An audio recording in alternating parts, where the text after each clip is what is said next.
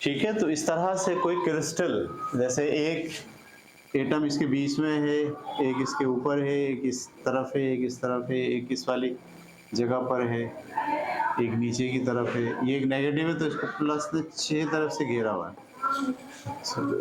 ऊपर नीचे साइड पे। उसके नतीजे में एक मैथमेटिकल शेप बन रही है। कभी मैथमेटिकल शेप ऐसे बनती है, कभी ऐसे बनना शुरू हो जाती है। 4 डायरेक्शन में टेट्राहेड्रल बनना शुरू हो जाती है। टेट्राहेड्रल का मतलब ऐसे, एक मॉलिक्यूल यहाँ है, एक यहाँ है, यानी पॉजिटिव और नेगेटिव की सेटिंग ऐसे बनने लगती है, इधर इधर ऐसे। तो इसको हम कहते हैं क्रिस्टल बनना। आसान अल्फाज में बोलेंगे दानेदार होता है। यानी इसको अगर आप कूटें पीसें तो ये क्या बन जाएगा, दानेदार। या अगर पानी में इसको हल करके, मतलब पानी में ये हल हो जाते हैं। एक प्रॉपर्टी ये भी है, आयनिक कंपाउंड पानी में हल हो जाता है। और पानी में हल करके आप अच्छी तरीके से धूप में रख दें और पानी उड़ा दें तो सारा पानी नहीं उड़ता, कुछ पानी इस क्रिस्टल्स के बीच में यहाँ बैठ जाता है और इसको दानेदार बना देता है। तो क्रिस्टल से मुराद ये दानेदार।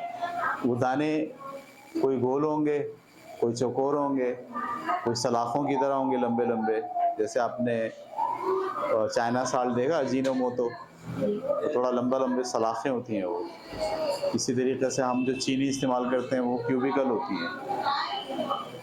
ठीक है, तो पहली खासियत क्या हो गई, ये सख्त होते हैं, ठोस होते हैं। दूसरा ब्रिटल होते हैं। तीसरा ये पानी में हल हो जाते हैं। चौथा ये क्रिस्टल बनाते हैं। और अगली खासियत ये है कि इनको अगर आप पानी में हल करें तो उस पानी में ये हलशुदा पानी जिसमें ये हल हो जाएंगे, उसमें क्योंकि आयन होते हैं पॉजिटिव और नेगेटिव, उसमें से बिजली गुजर सकती है। यानी इनके सोल्यूशन में से या इनके पानी के सोल्यूशन में से अगर आप बिजली गुजारें तो बिजली आसानी से गुजर जाती है। ये इसकी प्रॉपर्टीज़ हैं। ठीक है, इनका जो नुक्ता पिघलाव होता है, यानी अगर आप इनको पिघलाने बैठें बहुत हाई होता है, इतनी आसानी से नहीं पिघलते। नमक है, नमक का डला है, उसको पिघलाने बैठेंगे तो क्या होगा, सोडियम क्लोराइड नमक है ना।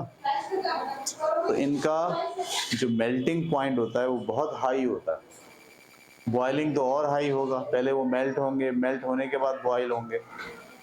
तो मेल्टिंग पॉइंट और बॉइलिंग पॉइंट आयनिक कंपाउंड का बहुत ज़्यादा होता है, इसलिए कि इनके ये आयन हैं, ये एक दूसरे के साथ बहुत मजबूती से जुड़े हुए हैं। ये बाहर टूटते नहीं, निकलते नहीं हैं। अपनी अट्रैक्शन इनकी इतनी आसानी से आप ख़त्म नहीं कर सकते। ये बात क्लियर हो गई आपको। तो ये थे आयनिक कंपाउंड। अब हम पढ़ने जा रहे हैं covalent compound. Covalent compound ionic compound के बिल्कुल उलट कोवेलेंट कंपाउंड होते हैं। जैसे हमने कहा आपको कि आयनिक जो है वो सॉलिड होते हैं, कोवेलेंट बहुत कम सॉलिड होते हैं। अगर होते हैं तो नरम सॉलिड होते हैं, जैसे मोमबत्ती, जैसे घी, जैसे मक्खन। ये सॉलिड तो है लेकिन कैसा सॉलिड है, नरम सॉलिड है। और ज़्यादातर ये लिक्विड और गैस होते हैं। अगर सॉलिड होते हैं तो नरम सॉलिड होते हैं, वरना ज़्यादातर ये लिक्विड और गैस होते हैं। तो ये तो उसकी फॉर्म हो गई। ये पानी में हल नहीं होते, कोवेलेंट कंपाउंड पानी में हल, क्योंकि पानी अभी हम पढ़ेंगे शायद किसी चैप्टर के अंदर कि पानी की जो नेचर है वो पोलर है। तो वो पोलर होने की वजह से उसमें आयन तो आसानी से टूट जाते हैं, लेकिन कोवेलेंट बॉन्ड जब डालते हैं आप कंपाउंड तो वो टूटते नहीं हैं। इसीलिए कोवेलेंट कंपाउंड पानी में हल नहीं होते। फिर ये किस में हल होते हैं, ये पेट्रोल में हल होते हैं, थिनर में हल होते हैं, अल्कोहल में हल होते हैं। ठीक है, जैसे मट्टी का तेल है, उसको आप, मट्टी का तेल एक कोवेलेंट कंपाउंड है, घी एक कोवेलेंट कंपाउंड है, उसको पानी में डालें हल नहीं होगा। वो तेल एक कोवेलेंट कंपाउंड है, उसको पानी में डालें वो हल नहीं होता, लेकिन उसको आप मट्टी के तेल में डालें वो हल हो जाएगा। उसको आप पेट्रोल में डालें, थिनर में डालें, अल्कोहल में डालें, वो उसमें आसानी से हल हो जाता है। तो जितने भी कोवेलेंट कंपाउंड होते हैं वो पानी में हल होने के बजाय जो ऑर्गेनिक सॉल्वेंट होते हैं या कोवेलेंट सॉल्वेंट होते हैं, पेट्रोल, मट्टी का तेल, अल्कोहल, इसमें हल होते हैं। ठीक है, अच्छा, इनके सोल्यूशन में से बिजली नहीं गुजरती। जैसे उनके सोल्यूशन में से बिजली गुजर जाती थी, इनके सोल्यूशन में से बिजली नहीं गुजरती। बस ये 2-3 खुसूसियात किसकी हैं, कोवेलेंट कंपाउंड की। क्लियर हो गई बात आपको। बास कंपाउंड आगे हम पढ़ने जा रहे हैं, पोलर कंपाउंड या नॉन पोलर कंपाउंड। ये जो कोवेलेंट होते हैं ना, कोवेलेंट कंपाउंड ही दरअसल दो हिस्सों में डिवाइड किए जा सकते हैं, एक पोलर और एक नॉन पोलर। पोलर किसे कहते हैं, होता तो कोवेलेंट है लेकिन उसके अंदर पोलरिटी पाई जाती है, पार्शियली पॉजिटिव और पार्शियली नेगेटिव चार्ज होते हैं, तो उसे कहते हैं पोलर। और अगर वो पार्शियली पॉजिटिव पार्शियली नेगेटिव ना हो तो उसे क्या कहते हैं, नॉन पोलर। तो जो पोलर होते हैं ना वो पानी में हल हो जाते हैं, लेकिन जो नॉन पोलर होते हैं वो पानी में हल, जैसे चीनी है वो पोलर है वो कोवेलेंट कंपाउंड, लेकिन है क्या, पोलर है। उसको पानी में डालें वो थोड़ी बहुत चीनी पानी में हल हो, थोड़ी बहुत, ज़्यादा हल नहीं होती। नमक बहुत ज़्यादा हल होता है क्योंकि नमक तो है ही आईनी। तो पोलर कंपाउंड पानी में हल होंगे, नॉन पोलर कंपाउंड पानी में हल नहीं होंगे। इसी तरीके से जो बहुत ज़्यादा पोलर होंगे वो बिजली भी गुजार देंगे अपने अंदर से, लेकिन जो नॉन पोलर होंगे वो अपने अंदर से बिजली नहीं गुजारेंगे। ये सॉलिड भी होते हैं, लिक्विड भी होते हैं और गैसेस भी होते हैं, तो तीनों टाइप में पाए जाएंगे, लेकिन अगर सॉलिड होंगे तो नर्म सॉलिड होंगे। तो ये असल में पोलर कोई अलग से कंपाउंड नहीं है, बल्कि कोवेलेंट कंपाउंड ही को आप दो तरह के कंपाउंड बता सकते हैं, पोलर कंपाउंड और एक नॉन पोलर। पोलर वो जिनमें partially positive partially negative charge होने की वजह से कुछ आईनी खुसूसियात भी मौजूद हैं, वो सॉलिड होंगे, ज़्यादातर पानी में हल हो जाएंगे, उनके पानी या सोल्यूशन में से बिजली गुजरने के इम्कान है क्योंकि उसमें पोलरिटी पाई जाती है, पार्शियली पॉजिटिव और पार्शियली नेगेटिव चार्ज पाया जाता है, ठीक है। और आखिरी जो बॉन्ड हमने पढ़ा था वो था मेटेलिक बॉन्ड। मेटेलिक बॉन्ड के बारे में तो आपको पता है, मेटेलिक कंपाउंड क्या होता है, ज़्यादातर ये एलिमेंट होते हैं। क्या होते हैं, एलिमेंट होते हैं, जैसे लोहा, तांबा, सही है। मेटल की क्या खुसूसियात है, सबसे पहली खासियत ये है कि सारे मेटल सॉलिड होंगे, सही है। सिर्फ एक पारा है आपके पास मेटल, मरकरी, उसका फार्मूला होता है Hg, ये लिक्विड में मेटल होता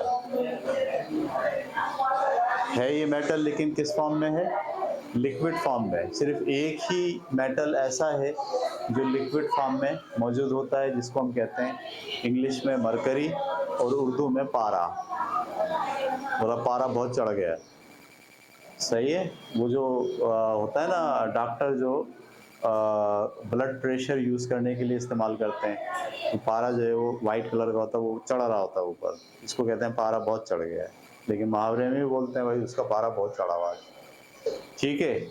तो मेटल के अंदर बाकी सारे सॉलिड हैं, सिर्फ एक मेटल ऐसा है पारा जो कि लिक्विड है। अच्छा, मेटल की खासियत क्या है, मेटल की खासियत ये कि सॉलिड है, इनको अगर आप पीटें मारें तो ये ब्रिटल नहीं होते, टूटते फूटते नहीं है, ये प्लेटें बन जाती हैं इनकी, मार मार के आप पतरे बना सकते हैं इनके, तवा बन जाएगा, ढक्कन बन जाएगा पीटेंगे तो, ठीक है।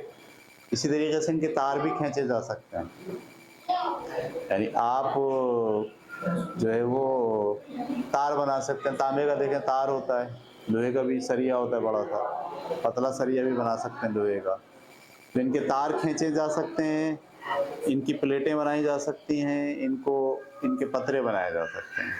काटने पर इनमें से चिंगारी निकलती है, जब आप इनको काटते हैं, छुरी तेज़ कर रहे हो आप या आप लोहा काट रहे हो, तो काटने पर क्या निकलेगी, इसमें से चिंगारी निकलेगी, ठीक है। चमक पैदा करते हैं काटने के ऊपर, इनमें से बिजली गुजर जाती है, हर मेटल में से बिजली गुजर जाएगी, क्यों, फ्री इलेक्ट्रॉन होते हैं अंदर बहुत सारे, जब उनको पोटेंशियल मिलता है तो एक तरफ से इलेक्ट्रॉन भागना शुरू कर देते हैं दूसरी तरफ, इसीलिए सारे के सारे मेटल जो है वो अपने अंदर से बिजली गुजार देते हैं। इनमें जंग लगता है, इनको आम हवा में रखो तो ये ऑक्सीजन के साथ तामुल करके अपने ऑक्साइड बना देते हैं। मेटल का जो ऑक्साइड होता है वो जंग कहलाता है, लोहे पे भी जंग लगता है, तांबे पे भी जंग लगता है, हर मेटल के ऊपर जंग लगेगा, ये इसकी प्रॉपर्टीज हैं, ठीक है। तो ये हो गया जनाब आपका चैप्टर ख़त्म, society and technology and science. ये आप खुद पढ़िएगा, इसकी समरी कीजिएगा, और अगली क्लास में हम इसके MCQs आपके सामने रखेंगे। चलो भाई।